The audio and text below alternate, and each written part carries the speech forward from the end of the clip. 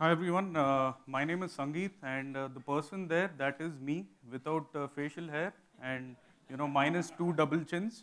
So thanks for coming here this afternoon. I know post-lunch sessions are very, very difficult. I'll try my best to keep it short because the topic here is COE, and to be very honest, we were told that we should cover this during the dev conference, and the question that we had was capturing the COE, how to set up a COE in 30 minutes is like, watching the entire Game of Thrones season in like 3 minutes or something like that. And it's like very, very difficult, as you can understand. So what we will still do, despite that, is I'll try my best to give you a high-level overview, like a 60,000 feet view of a COE setup, and also the insights based on my experience. After that, we have a customer here from Novo Nordisk, Supriya, and the most interesting part is that she actually happens to be my ex-colleague. So, it's going to be an interesting dialogue that we will have. So, another point to also add here is that Novo Nordisk, normally people mistake it for Novartis. Please note, Novo Nordisk is different, Novartis is different. Novo Nordisk is like the market leader in diabetes, so they're into insulin. Currently, they have a center in Bangalore, which is like a back office, and there are close to about 25 plus bots. Majority of them are unattended, some of them are attended, and they cover close to about 30 plus processes. So that's why we felt that it'll be nice to have Supriya here to answer questions. So I'm sure you will kind of get some insights from that. And after that, what we will do is we will have like a rapid fire round where I'll inaugurate it with like 3 questions maybe, just to set the ball rolling, and then we open it up for questions. So you can save all the questions for Supriya. Yeah? All right. Oh, sorry. We've already absorbed you, so welcome. All right, so does this look familiar to you? Yeah? So just to let you know, if you're curious, this is India and that's somewhere in China, right? But what would happen in organizations is the exact same thing. So typically what we've seen is that when it comes to RPA, people do get excited, and it is an exciting product, right? It is like what you may hear in the media saying it's like the drug, the gateway to AI, so on and so forth. Now, once the POC is done, every line of business wants to have their own bot. So basically, there is a running race now, right? Everyone wants to have a bot. Once they get a bot, the next thing is, okay, you have one bot, I want to get 2 bots, right? So who crosses the double-digit thing? So it's a race. Now what happens is that everybody's like in a rush, everybody's like churning out POCs after POCs and then focusing on, okay, go live, go live, go live. Now, what happens is in organizations also, the different pockets are sitting on a good deal of money. So there are like, individual kingdoms. So again, I'll go back to Game of Thrones. So, you have different kingdoms, they want to do their own thing, and there is freedom. They are sitting on budgets. They'll say, yeah, why not? I want to go ahead with this bot, that bot, I'm going to pump in money here and let's take it forward. But what they are missing is the COE element. And now this morning, Bobby had a session saying, what is a COE? Now he's made my life easy because he's explained most of it. And now it's also called ROC, ROC, Robotics Operations Center. It sounds cool, sounds fancy, not as boring as the COE, but a COE is an integral, crucial part of the RPA journey. And the recommendation and suggestion here is the sooner you get onto the COE thought process, the better it is to kind of, streamline and stabilize your RPA journey. So this, what you see on screen, lies at the core of the COE. So most of the time, the mindset is a COE is a group of people, they're sitting in one location, or it's been offshored, or it's a shared services, or a BPO or something, but the key element which is missed out is excellence. So which means that the onus of establishing standards, best practices, deciding on which technology to move ahead with, lies on the COE, and the COE is an integral part of business. Now, the other element of this also is that typically we see that the first movers in the RPA space tend to be finance or insurance. That's primarily because the standardized data and also the volumes. But then what happens is that other business units start like getting more and more curious about it. But what we have to constantly keep at the back of our minds is IT becomes like a backbone of a COE. So many times what happens is that we kind of keep the infrastructure engineer out, keep the IT guys out, say, yeah, this looks good, and anybody can develop a bot, and then finally you're like thinking, okay, now that I have 2 bots, and tomorrow if I have to go to 50, how am I going to scale the platform up? And that's when again, you go back to the drawing board and things may not, look so good. So excellence is a key thing, and that should be like, eat, sleep, breathe.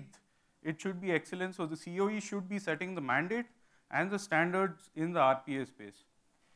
Now, why do we need an RPA COE? Now, irrespective of who you are, because sometimes the tendency is we are a captive, maybe we don't need it, we'll wait for a bit, let's kind of go up to 100 bots or something, then let's start thinking about it.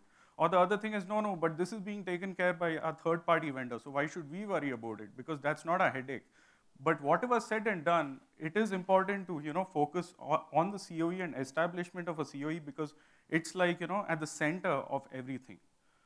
Now, what will a COE focus on? So if you use the typical, in the consulting world, they call it the PPT lens, people, process, technology. These are the multiple elements that we should be focusing on. And I won't have the time to go into the details, but I will try my best to do a deep dive in the subsequent slides.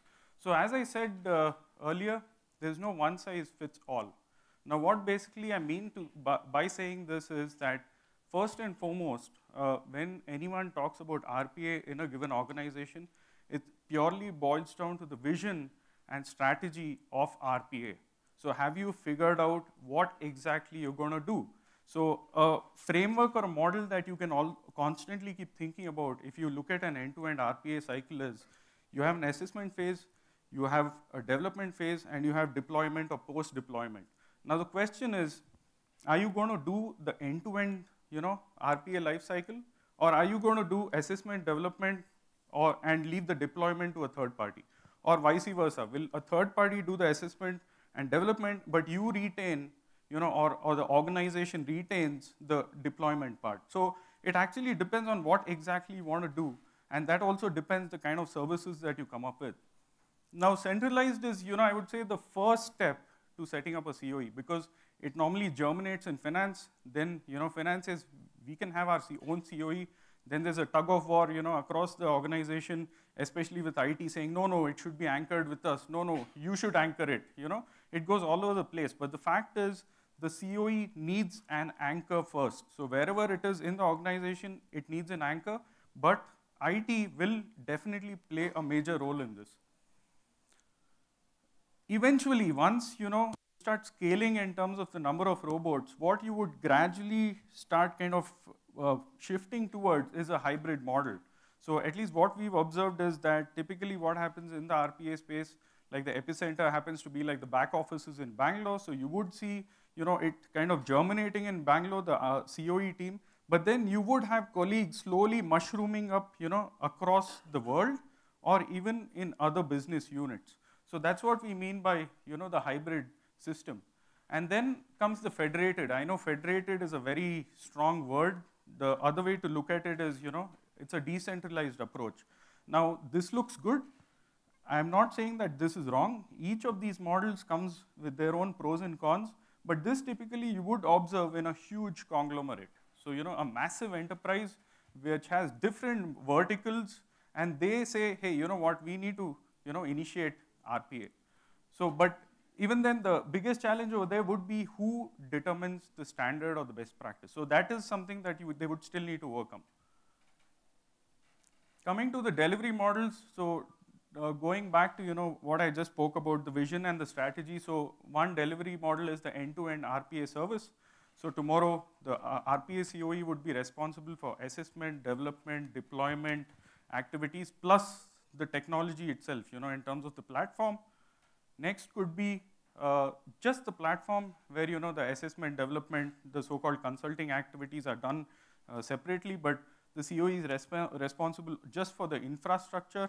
And then lastly, consulting services as well. So what we've also observed is that if you follow a divide and conquer approach in terms of, building these tight, watertight compartments, Eventually, and then you plug in the consulting services, then gradually the DevOps cycle, kicks in. So that's also a way to go.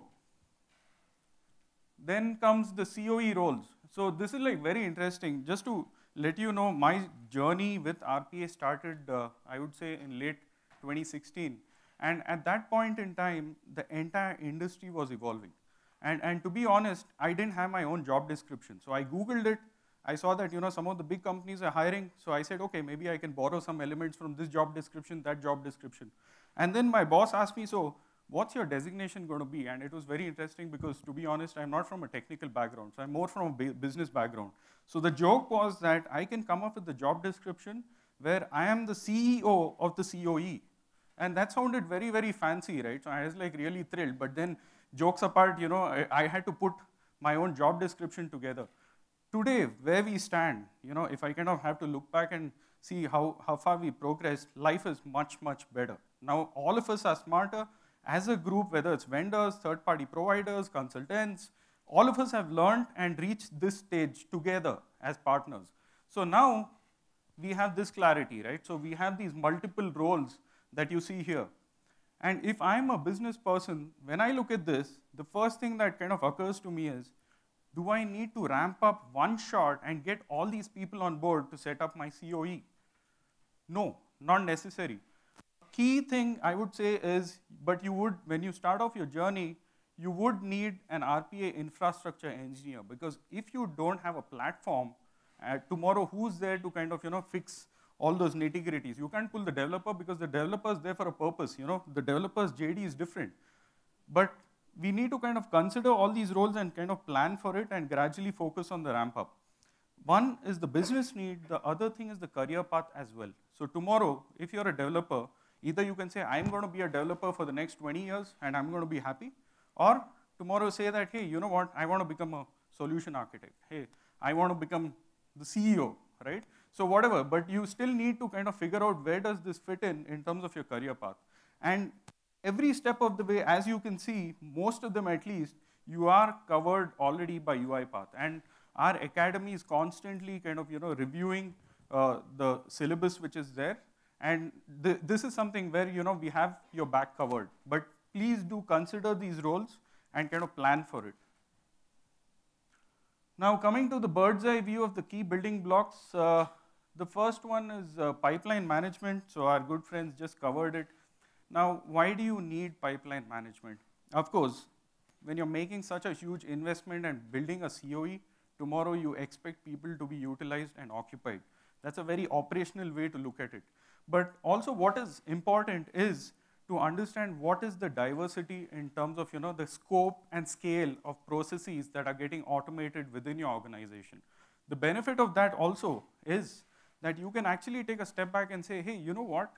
We automated this process here. I see like process number 3 in my pipeline. It looks very, very similar. So it looks like 2 business units in the organization are doing the exact same thing because they're sitting in different silos. So if we kind of roll this up to the next level, can't we like, just build a standard across the organization and leverage the synergies? So that's another key thing about the pipeline management as well. The other thing is that, based on the feedback that we've received, sometimes developers, they get into this, zone where they don't want to become zombies. Although, they spent like 3 months, 6 months automating some invoice processing process, again you tell them, hey, another invoice processing, they're like, boss, I don't even want to see your face, right? So at least this way, what you can do is you can plan internally saying, hey, maybe there's an interesting product supply role that's coming up, so would you be interested? So this is also a plus point of that. Then comes governance. Now this is like extremely important because one, first of all, you need a buy-in. If the buy-in doesn't come from the top, your COE will not succeed, period. Now, once the buy-in comes in, immediately you need to set up a steering committee. And you need to have the right representatives from different lines of business sitting on that committee. Otherwise, things will not move. Because each person will say, yeah, we can do that, or we don't have funds, or, excuses keep cropping up. So to avoid that, you need buy-in. So a governance cycle is extremely important. And when I say governance, it also covers the governance with third-party vendors. because especially if you're a global organization, there is a possibility that although you've kind of gone with one vendor, you can't blame that vendor because it's a huge organization. The vendor's got offices across the globe, but as a COE, it's your responsibility to facilitate even across the vendor and make sure that everybody is speaking the same language. So I think governance is like key. Then comes the delivery approach. I do a deep dive of that here. Basically, what we are trying to talk about is the RPA lifecycle, which Anirudh and Karuna just shared. So we'll come to that. And then workforce management. What we need to think of is, the fancy term that is out there in the market now is the HumBot organization. So here what we are saying is that it's not just about focusing on the orchestrator and making sure that the bots are utilized and if the queues are okay or not. There are humans sitting in your team as well, right? So have you started focusing on them? What kind of L&D plans are there? What kind of career progression are you talking about? So that's also an essential element. Then comes quality management because, yes, the bot has gone live, but how's the CSAT? So is it like making a difference or not? Because end of the day, the business will walk up to you and say, this is what my business case said, but this is what I'm getting. So I think one gentleman here had some question about that, but end of the day, it boils down to what is the outcome that you had kind of, drafted and what are you getting at the end of it and how are you exactly measuring it. So talking about measurement, you have performance and analytics, and especially when you talk about something like UiPath, you have options like the Kibana dashboard, and the organization is also continuously kind of looking at better ways of doing it. And the other place that you could also look up is the Go platform, where there are reusable dashboards. Then comes service delivery model. So this may not sound like rocket science for people from a BPO or call center background, but you have these different levels. I'll get to that first. So you have level 0, 1, 2, 3. So what exactly does that mean? And then comes the technologies. So what we mean by the technologies here at the COE is that it's not just about the RPA technology or the platform. What we have also observed is that tomorrow, what kind of a ticketing system do you have? So do you have something like ServiceNow? Are you still on something like a legacy system? Are you working on something like Jira, right? So that actually helps you if you're planning things like going the agile way. So that is also something that you can consider. And then another key point here is reusability. So do you have like a VSTS, VFS, SVN kind of a setup or not? And then a bar that runs across constantly is communication and change management.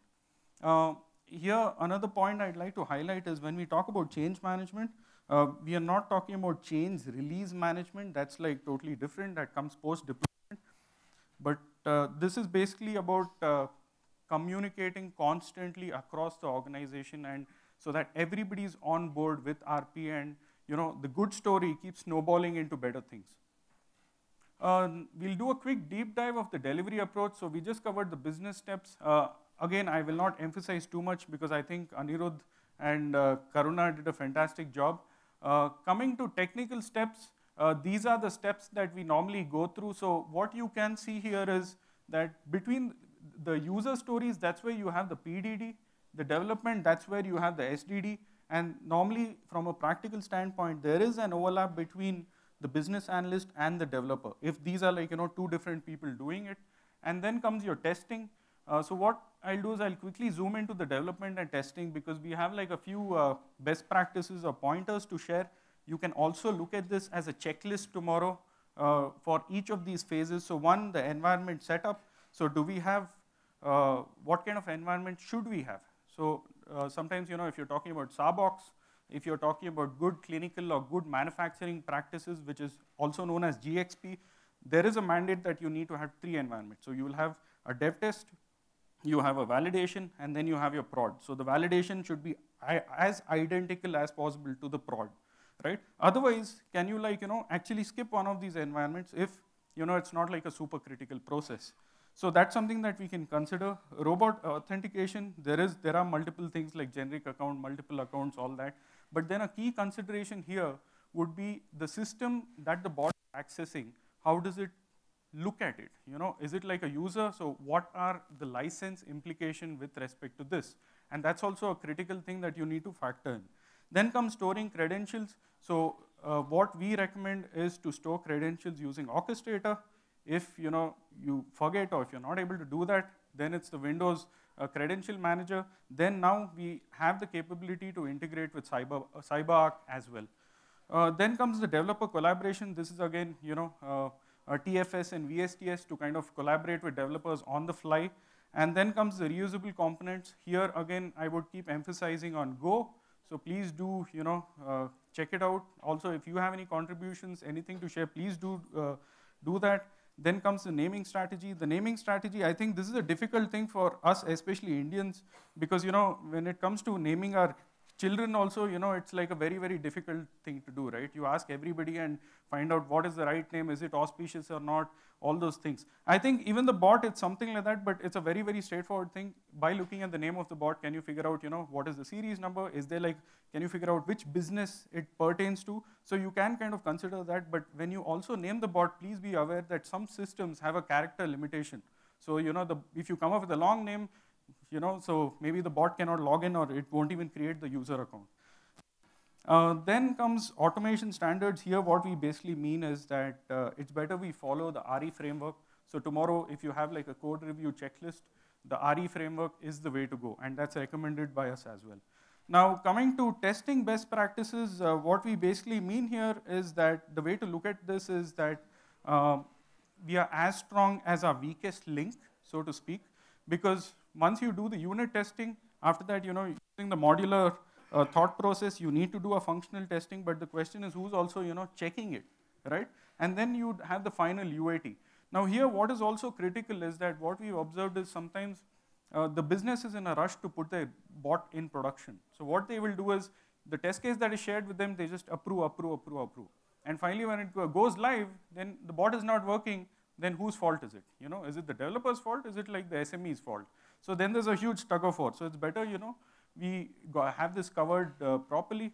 And then comes the service delivery model. So here what we are saying basically is that there are 4 levels, right? So the first one is self-help is the best help, right? So you have all the resources online. Please make sure that your COE team members are up to date on all this. I know all of us feel like doctors now, but at a faster pace with the advancements in the product, but still it's a good thing. Learning, if it's constant, I'm not complaining.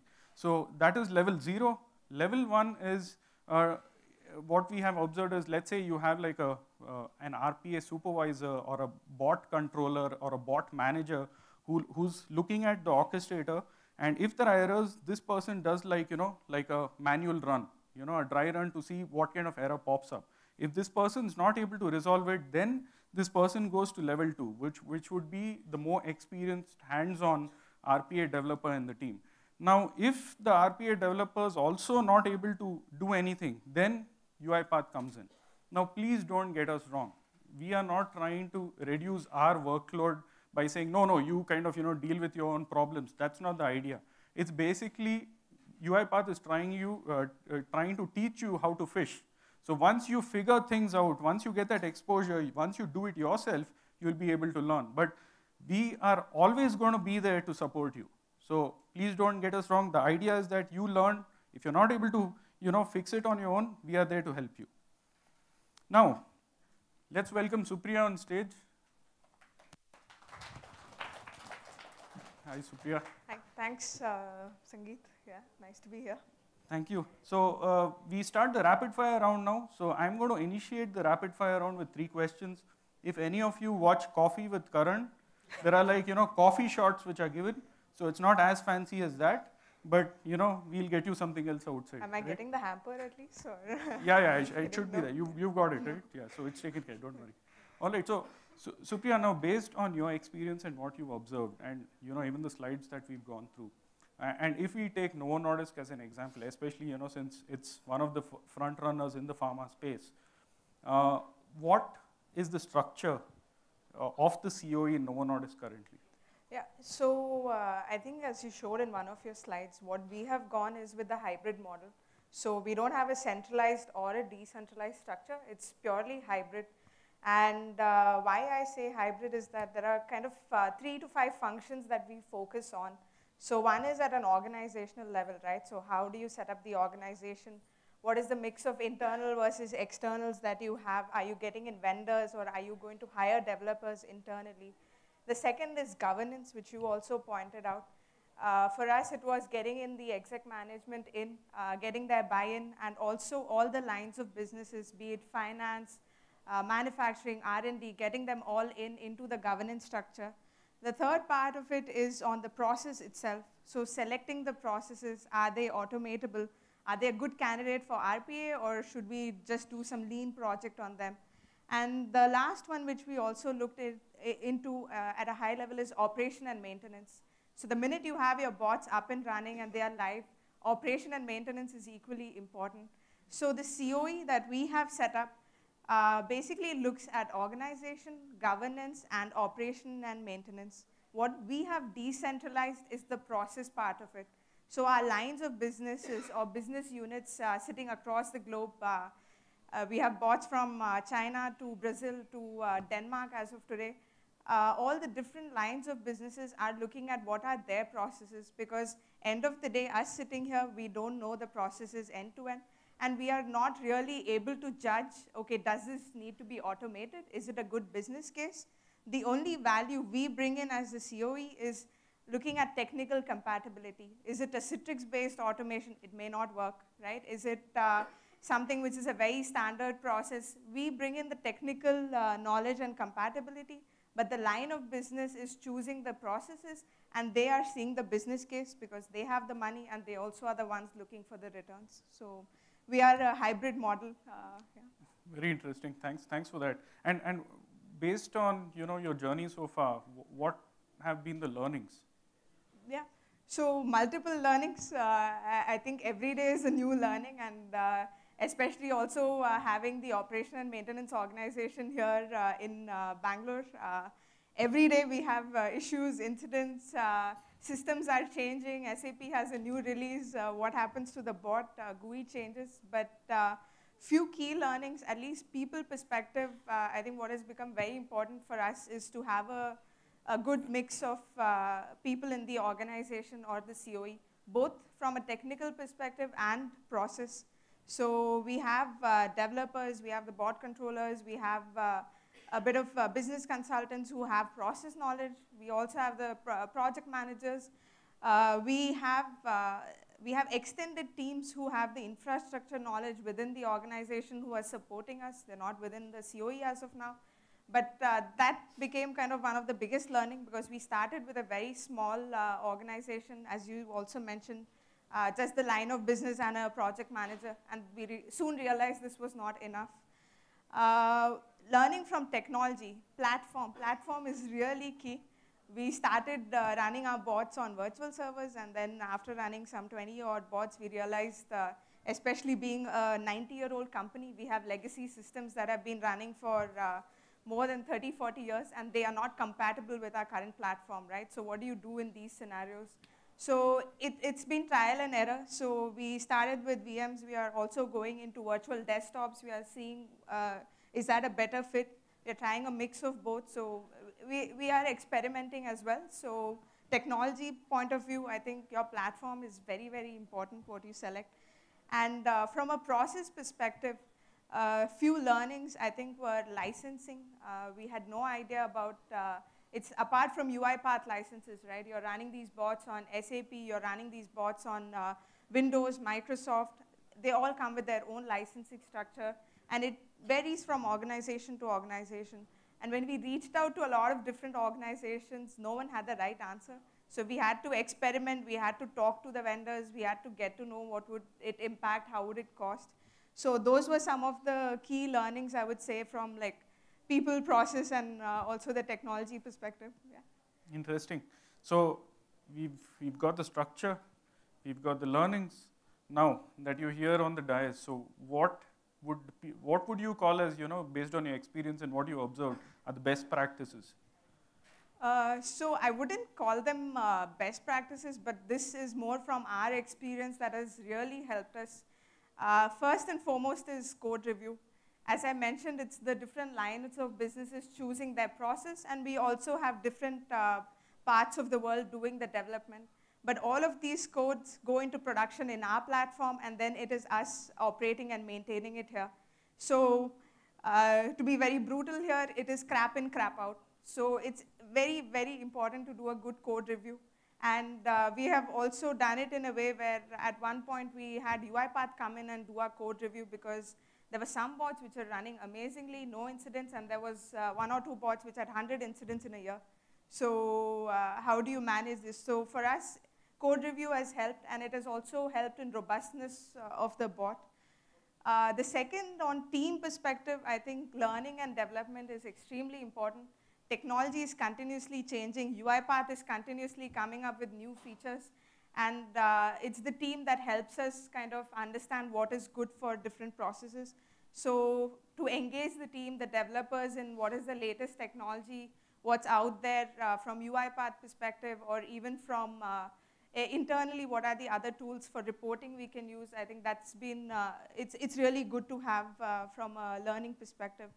And I think last but not the least, investing in good process understanding and process assessment always, I think, pays off in the long term. Because looking now around more than 2 years later, the initial some of the processes, there was a lot of hunger in line of business just to go live, and we thought they were great processes, but now we are slowly realizing what are the key processes, or what are the ones which really fit RPA. So investing in process assessment also helps a lot in long term, at least. Yeah, these are our learnings and best practices we are using. Good. Yeah. Super. So thanks for that. We are out of time. So if you have any questions, I am available outside. So you can find me by my blue T-shirt. Otherwise, we are also at the booth. So thanks so much for your attention and your time. Thank you.